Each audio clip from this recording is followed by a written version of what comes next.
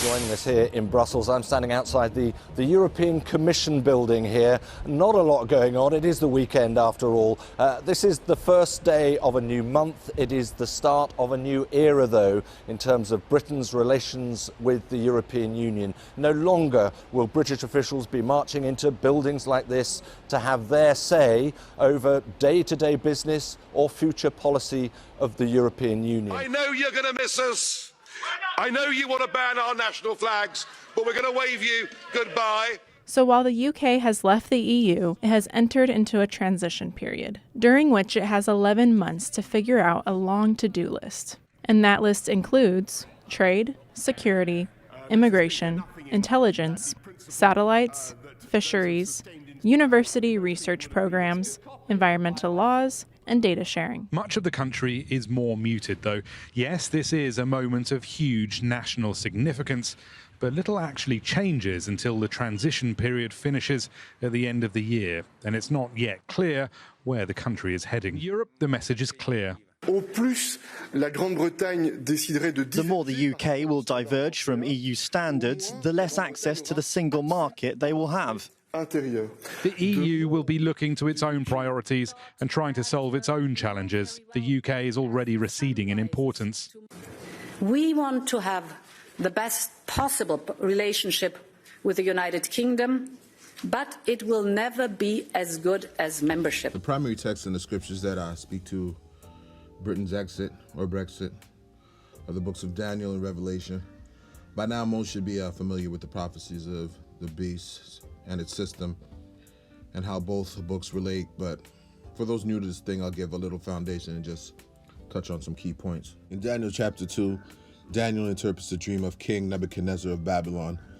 The king's dream is focused on a statue made of several different elements, specifically gold, silver, brass, iron, and clay, and is interpreted to refer to 4 global superpowers, if you will, and Yahweh's judgment concerning them, particularly what would fall them throughout the history of the world proceeding unto the last days.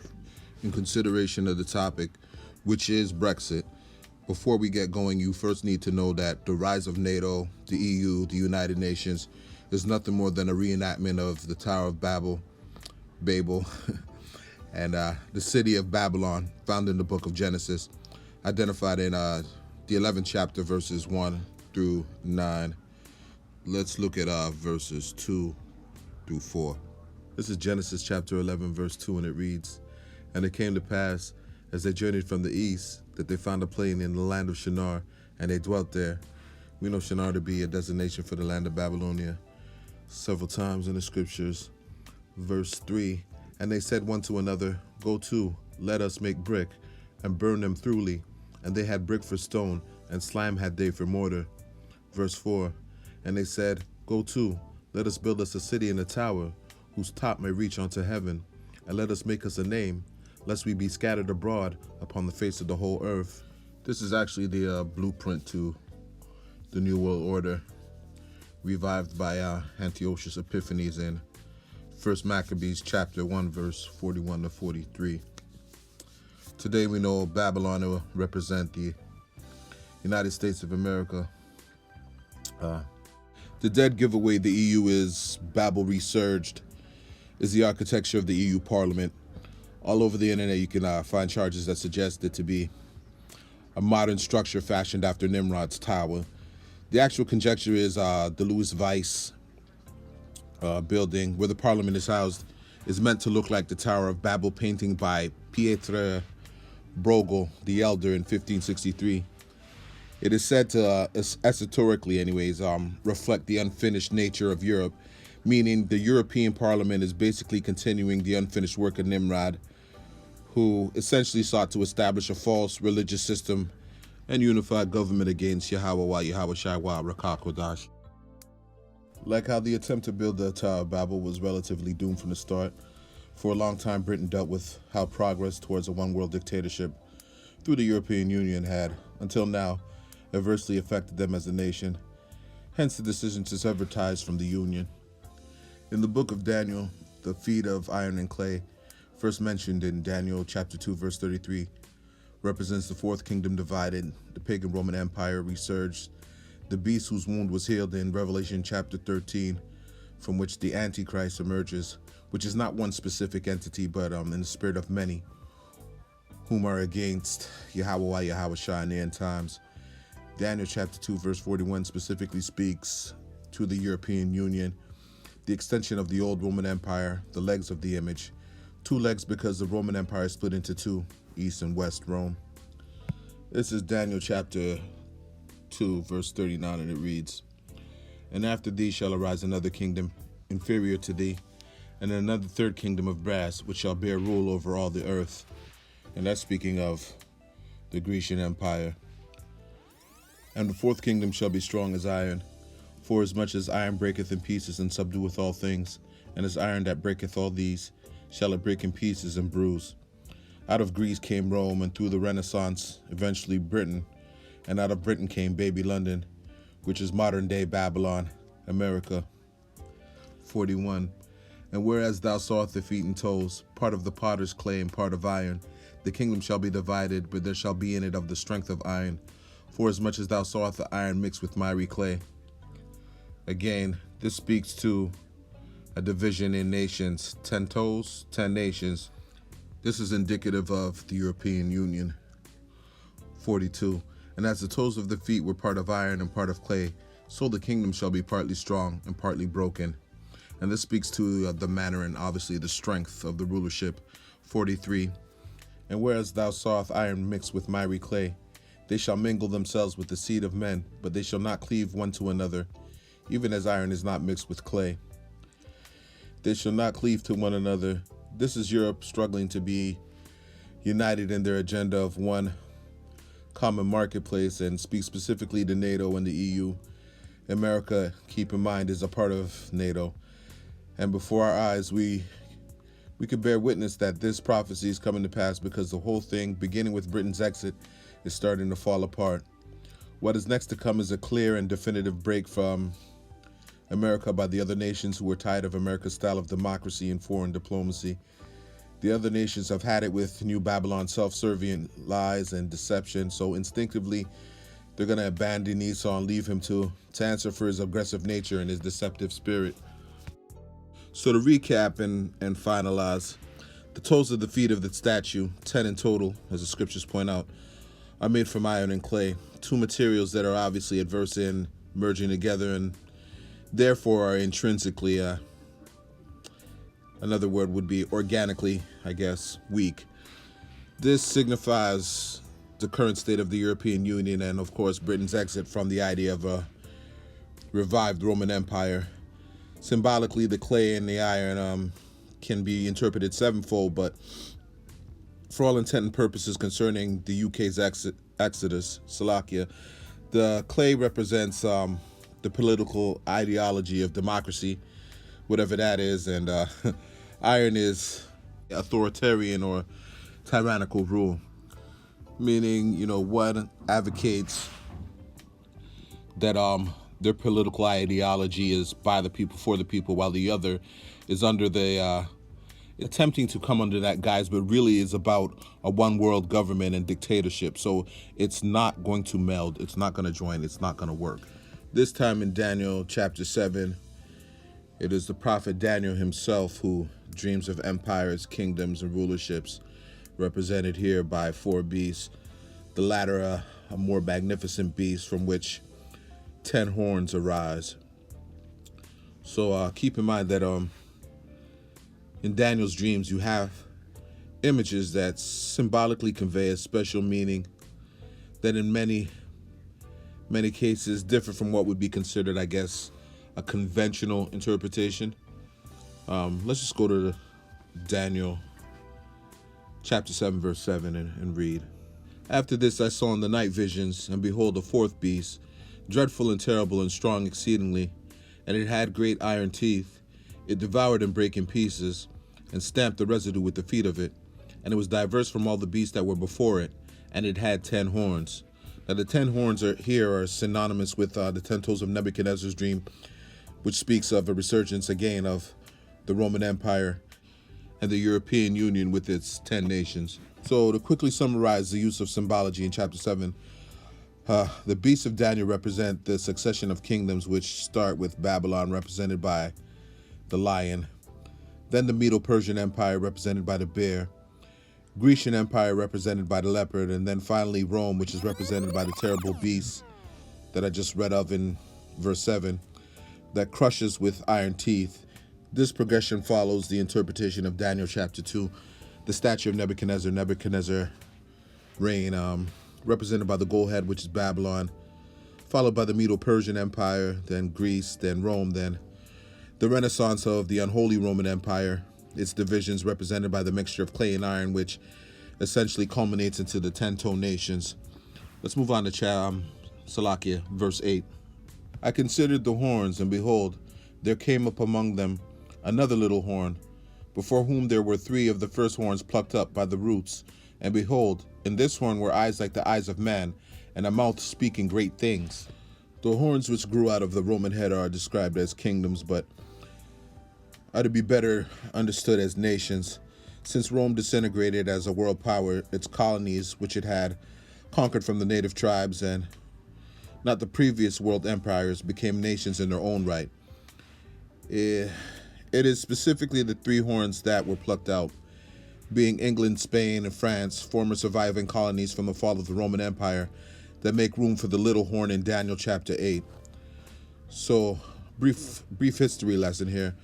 It was predominantly England, Spain, and France who sought out to Christianize the vast unknown land where indigenous people dwelled, which held no central government or a recognized ruling council, so the region was pretty much up for grabs. That land today is now known as the United States of America. The original colonists did come from England, but both France and Spain made territorial claims and sent colonists to the New World. In the resulting wars, England, France, and Spain were driven out to make room for a diverse nation, one that was not identified by a national heritage or culture, and took great exception to being identified as a monarchy, if you will, and established itself as what was considered a constitutional republic, modeled after Plato's republic. So basically, this new idea, which was to be America, welcomed all the nations of the world, so that no one nation could claim to be more dominant than the rest of the world, being its makeup was multinational, better yet, multicultural, forming a kingdom globally recognized as a melting pot. So to recap, the 3 other horns represent 1, Great Britain and the War of Independence, 2, the French-American War, and 3, the Spanish-American War, dating back to the original 10 horns. The destruction of the 3 kingdoms which were uprooted is replaced by the large horn with mouth and eyes. The 10 kingdoms which still rule in this present day correlate to the 10 toes of Daniel's previous dream interpretation. They represent NATO, the American, Canadian, European Union alliance against Russia and its allies. There came among them another little horn. Little meaning recent entry and emergence in regards to being recognized as a global empire and civilization. Speaking great things. This speaks to America's boast by its presidents and leaders of future aspirations, advancements, accomplishments, and progress, the discovering of cures for ailments and disease, scientific discovery, space exploration, Salakia, wealth, social engineering. These are all examples. The little horn represents, by now if you don't know, America, as it was born out of Great Britain. Great Britain is a part of the 10 horns, the 10 horns being, again, to reiterate, the European Union. Now this all links to Revelation chapter 13 and Revelation 17, where a beast emerged from the sea with 10 horns, which again corresponds to the 10 toes of the statue in Daniel chapter 2. Let's read Revelation 13 and 1. And it reads, And I stood upon the sand of the sea, and saw a beast rise up out of the sea, having 7 heads and 10 horns, and upon his horns 10 crowns, and upon his heads the name of blasphemy. Now here the 7 heads represent the Greeks, Romans, Spaniards, the French, Germania Major and Minor, Great Britain, and out of Britain came America, Today they represent NATO. The 10 horns and 10 crowns, which signifies rulership, again represents the revival of the pagan Roman Empire under the consolidation of the 10 nations of Europe, which were initially Belgium, France, Germany, Greece, Italy, Luxembourg, Netherlands, Portugal, Spain, and the United Kingdom. The other nations that presently sit were added to offset the prophecy, which was brought out by the elder apostle Rimlab. But all 28 link back to the original 10. Today, the 10 horns represent NATO and the EU, and upon his heads the name of blasphemy. Now this speaks to the attempt of these other nations to pass themselves off as Christians or Christ-like or being anointed by the Most High Power. And an example of that is brought out by Elder Apostle Gabar is the Pope and the papacy. This is Revelation chapter 13, verse 7, and it reads, "And it was given unto him to make war with the saints and to overcome them, and power is given him over all kindreds and tongues and nations." The U.S. indeed has influence over the entire earth. Now the saints are the Israelites. The beast, which is Esau and America, was given power over the whole earth. Every tongue, nation, and kindred, etc., through what can be identified as cultural hegemony, a Marxist philosophy, which is defined as the domination of a culturally diverse society by the ruling class, who manipulate the culture of that society, the beliefs, explanations, perceptions, values, and morals, so that their imposed ruling class worldview becomes the accepted cultural norm, the universally accepted and most influential ideology, which justifies the social, political, and economic status quo as natural and inevitable, perpetual and beneficial for everyone, rather than as artificial social constructs that benefit only the ruling class. This all speaks to the ruling class, Esau, Edom, the elite bankers, America's dominance over the nations, forcing and deceiving the world to live by his moral standards, culture, values, and belief systems. Again, we can go to Job 9:24, which is something that I think all the teachers and apostles resort back to when explaining Esau in his governance, his rulership. This is Revelation chapter 17, verse 9. We'll take it to 12, and it reads, "And here is the mind which hath wisdom. The 7 heads are 7 mountains." Now, the mountains represent governments. Governments have summits to talk out grievances and exchange ideas, policies, set up initiatives and directives. A summit means at the top of the mountain, and this was brought out by Elder Apostle Tahar, who actually inspired this lesson on Brexit. Reading on which the woman sitteth, and there are 7 kings, 5 are fallen, and 1 is, and the other is not yet come. And when he cometh, he must continue a short space. Verse 11, "And the beast that was and is not, even he is the 8th, and is of the 7, and goeth into perdition." Verse 12, "And the 10 horns which thou sawest are 10 kings, which have received no kingdom as yet, but receive power as kings 1 hour with the beast." Now the 7 kings or kingdoms, the 5 that are fallen are the Greeks, France, Spain, Germania Major and Minor. And the one that is Rome, the Roman Empire. And the other is not yet come, that was Great Britain. And the beast that was and is not, and even he is the 8th, and is of the 7, that is America. And goeth into perdition, perdition meaning to be destroyed, destruction. So America will be totally destroyed.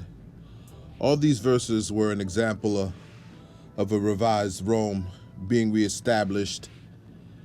And so Brexit is a major event in prophecy as it heralds the dismantling of the Renaissance, the dismantling of this rulership that was revised, revisited. Now the EU, it can't stand in its current state without the UK, because Britain plays an essential role in finances. I recently did a series called The Globalist, explaining the City of London as the financial component of the elite's attempt at a new world order. So again, Brexit creates a domino effect that leads to speeding up the crash of the markets and the dollar, global collapse of the economy, and the onto of the enforcement of the microchip. And let me be the first to apologize about not giving Revelation 17 itself further detail, but I mean, as I said, in the interest of time, and it doesn't take anything for you to respond and drop me a line via comment or message, and I can go back into it.